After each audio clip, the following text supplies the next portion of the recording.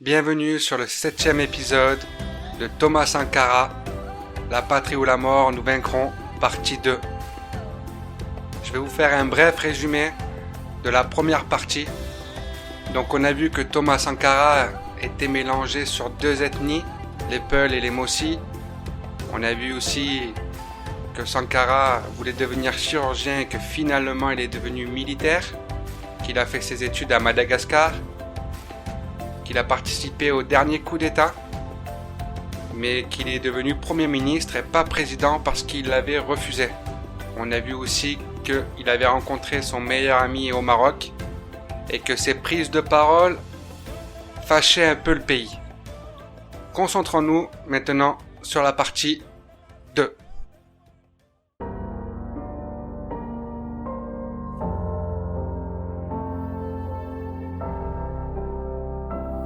Bienvenue sur le podcast Raconte-moi son histoire.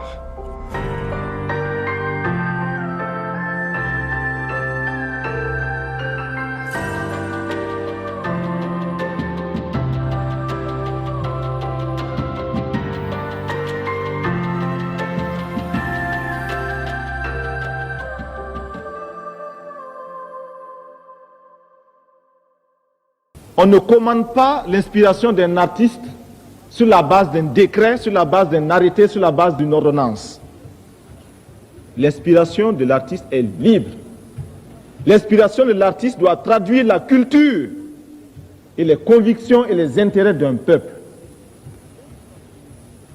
Faute donc de laisser cet artiste s'exprimer, faute donc de prendre en considération ses aspects, ses intérêts, on bâillonne son peuple. Malheur à ceux qui bâillonnent leur peuple. Malheur à celui qui bâillonne leur peuple. Et le peuple entier reprend cette phrase. Malheur à celui qui bâillonne le peuple. Un coup dur pour l'État mis en place.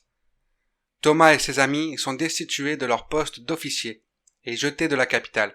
Et rebelote, le 7 septembre 1982, un nouveau coup d'État est organisé.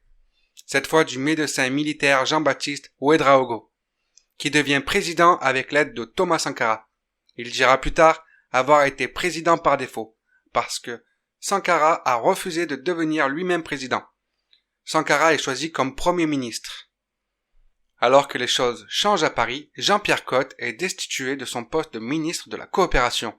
Il est remplacé par Christian Nucci, une personne qui ne connaît rien à l'Afrique et qui tombera en 86 pour corruption dans l'affaire du Carrefour du développement.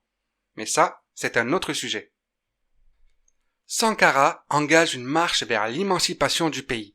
Il rencontre des chefs de gouvernement à New Delhi en Inde, où se tient le sommet des pays des non-alignés. Il fera figure d'ambition d'après certains chefs d'État. Je vous laisse écouter quelques passages de son discours. C'est le Prime Minister of Upper Volta, le capitaine Thomas Sankara. Madame le Président, Excellences, Messieurs les chefs d'État et de gouvernement, honorables délégués, au nom du peuple voltaïque, au nom du Conseil de salut du peuple, de son président, le médecin commandant Jean-Baptiste Ouédraogo, et à mon nom personnel, je voudrais tout d'abord remercier et féliciter le peuple et le gouvernement indien d'avoir accepté d'abriter le 7e sommet du mouvement des non-alignés, partout où les peuples se lèvent pour réclamer leur libération et leur indépendance. L'impérialisme intervient grossièrement pour armer leurs ennemis, allumer la guerre et organiser leur massacre, se dressant ainsi activement contre la paix et contre la liberté des peuples. Il en est ainsi au Nicaragua, où pour tenter d'effacer la victoire du peuple nicaraguayen, l'impérialisme dresse contre lui des bandes armées et des gouvernements de pays voisins qu'il manipule. Notre appartenance au mouvement des non-alignés nous ordonne, parmi nombreuses tâches, de barrer la route à toutes les forces qui ambitionnent d'aligner d'autres peuples. L'Afrique du Sud est de celles-là. Le non-alignement responsable nous interdit de nous taire lorsque l'on assassine des hommes, des femmes et des enfants qui n'ont commis d'autres crimes que celui de penser à la notion si lointaine pour eux de liberté. Nous voulons dire à tous ceux qui sont victimes des harcèlements des bandits d'Afrique du Sud que nous épousons totalement leur lutte. Notre mouvement a déjà condamné l'Afrique du Sud et il doit continuer de le faire. C'est bien. C'est déjà beaucoup. Je voudrais terminer mon propos par une question. À quand la condamnation réelle de tous ceux qui, dans l'ombre comme au grand jour, apportent à Pretoria un soutien financier, économique, diplomatique et militaire? Vive la coopération internationale, vive la solidarité des peuples des pays non alignés, vive la paix, la sécurité et l'indépendance et le progrès de tous les peuples. Je vous remercie. Alors que ce discours ne passe pas inaperçu, son président, quant à lui, n'est pas du tout content. Et Sankara reprend la parole le 14 mai 1983 à Bobo Dioulasso. Un discours pour la jeunesse. Je cite, « Une jeunesse mobilisée est dangereuse. Une jeunesse mobilisée est une puissance qui effraie même les bombes atomiques. Mais la jeunesse, c'est également tous ceux qui sont prêts à prendre les fusils contre l'ennemi extérieur. Jeunesse voltaïque, si un jour ces mercenaires que nous attendons de pied ferme, venez ici. Seriez-vous prêts à prendre les armes? Seriez-vous prêts à combattre l'ennemi? Seriez-vous prêts à combattre les valets locaux de l'ennemi? Jeunesse voltaïque, c'est ça la mobilisation. La mobilisation, ce n'est pas coudre des uniformes et organiser des banquets. La mobilisation, c'est savoir combattre ses ennemis. C'est savoir les dénoncer, c'est savoir mourir pour une cause. Nous avons fait un choix, nous avons fait une option. Et ce discours ne passe pas du tout auprès du président actuel, ou alors peut-être d'un autre État.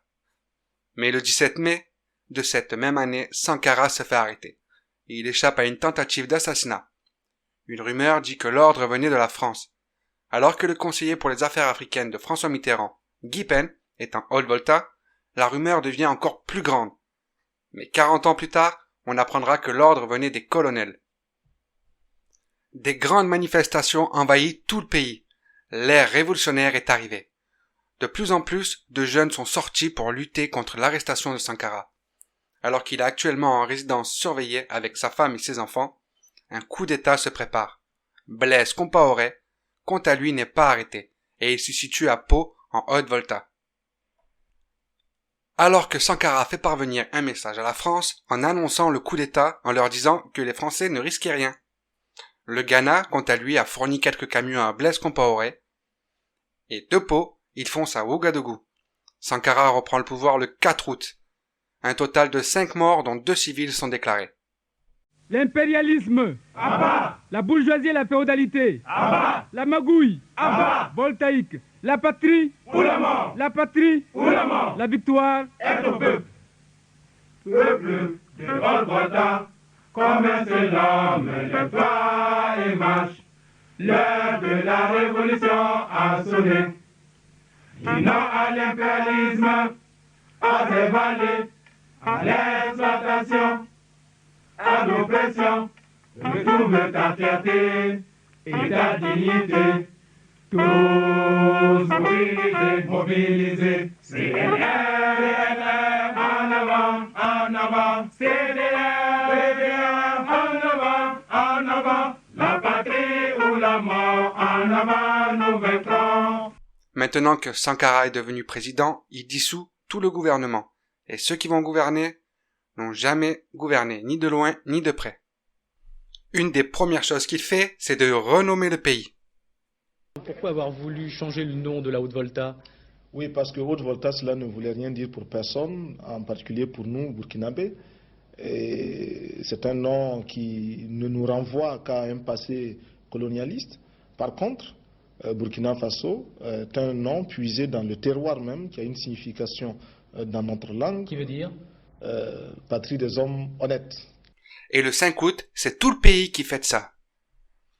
Le gouvernement de Sankara retire aux chefs traditionnels les pouvoirs féodaux, qu'ils continuaient d'exercer au profit des comités de défense de la Révolution, le CDR, inspiré de l'expérience cubaine, qui sont chargés localement d'exercer le pouvoir au nom du peuple, gérant la sécurité, la formation politique, l'assainissement des quartiers, la production et la consommation des produits locaux ou encore le contrôle budgétaire des ministères. Les CDR auront cependant tendance à se comporter en milices révolutionnaires, faisant régner la terreur, luttant contre les syndicats. Jugés dangereux car liés à l'opposition du Front patriotique, voltaïque et Parti communiste révolutionnaire voltaïque. Thomas Sankara dénonce toutefois certains excès des CDR. Il vend les Mercedes contre des R5 et les ministres n'ont plus le droit de voler en première classe. Le 3 octobre, Sankara se rend en France à Vittel au 10e sommet France-Afrique. Il se fera remarquer en ne pas répondant au dîner avec François Mitterrand. Alors que Guy Pen vient le récupérer à l'aéroport, Sankara est mécontent. Pourquoi, selon vous, le processus engagé depuis quelques mois en Haute-Volta dérange-t-il autant? Il dérange, officiellement, on dit que c'est parce qu'il représente, il fait de la Haute-Volta, il pourrait faire de la Haute-Volta un tremplin pour déstabiliser tel ou tel pays. Il n'en est rien. Nous sommes très soucieux quant aux problèmes, quant aux questions de souveraineté de notre pays. En réalité, ce processus dérange parce que l'on a compris partout que la Haute-Volta révolutionnaire constitue un exemple de tentative de résolution de certaines contradictions. Contradictions qui opposent les masses populaires voltaïques à une minorité bourgeoise qui exploite depuis très longtemps, qui opprime depuis très longtemps ce peuple voltaïque, en se constituant cette minorité comme valet, allié de l'impérialisme international, lequel l'impérialisme est et demeure un ennemi pour nous. Bien sûr, on a peur que les mêmes causes nous produisent les mêmes effets. Nous disons que notre révolution n'est pas appelée à être exportée, mais nous disons aussi que, quels que soient les cieux sous lesquels on se placera, si de telles contradictions se faisaient jour avec autant d'acuité, autant de clarté, nécessairement, il y aurait une tentative de résolution de ces contradictions et la vérité est révolutionnaire, elle finira par triompher. Rappelez-vous que Guy Pen était en Haute-Volta lors de l'arrestation de Thomas Sankara et qu'il a noué une haine contre lui. Il se fait aussi remarquer car il a fait un discours tranchant et il ne demande rien à la France. Pas d'aide, ni argent, ni soutien militaire. La France le prend mal. Alors que le pays a connu la famine, Sankara et ses ministres créaient des barrages pour récupérer l'eau et ce qui va leur permettre de produire leur nourriture et tout ça pour le pays entier. Ils vont même réussir à exporter des récoltes d'haricots verts. Tout semble réussir à Thomas alors qu'il part aux États-Unis pour participer le 4 octobre 1984 à la 39e session de l'Assemblée générale des Nations Unies, l'ONU. La veille, il fait louer un théâtre à Harlem. Il fait un discours aux Afro-Américains pour sensibiliser à la cause africaine. Et c'est pourquoi j'ai déjà dit et je répète que notre Maison Blanche se trouve dans le Harlem noir. That's what I said and I will repeat myself. My White House is in the Black Harlem. Lors de son discours à l'ONU, le lendemain, il veut sensibiliser la cause des femmes, de l'écologie de la planète et de la pauvreté des Noirs. Son parler franc ne passe pas inaperçu. En rentrant au pays, il émancipe les femmes du Burkina Faso et il crée un jour exprès pour la femme.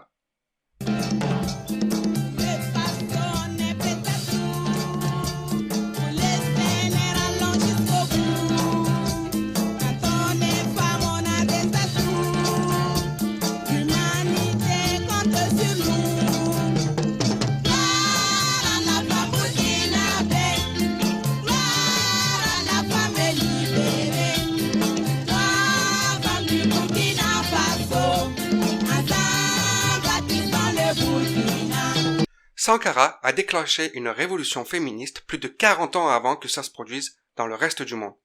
Alors que la femme de ville et celle de village ne sont pas du tout d'accord, la polygamie reste en place. Ça a arrangé les femmes de village. Les vieux chefs du village n'avaient plus le droit d'épouser une femme sans son consentement. En 1985, on découvre qu'un coup d'État avait été mis en place en 84 et la Côte d'Ivoire était derrière ce coup d'État. Mais ça a échoué. En 1985, le président de la Côte d'Ivoire avait déjà un plan. Et le plan, c'est Blaise Compaoré. Et voilà, on va s'arrêter ici pour la partie numéro 2 de l'épisode 7, La patrie ou la mort, nous vaincrons. Rendez-vous pour la partie numéro 3. C'était Mickaël au micro et je vous dis ciao.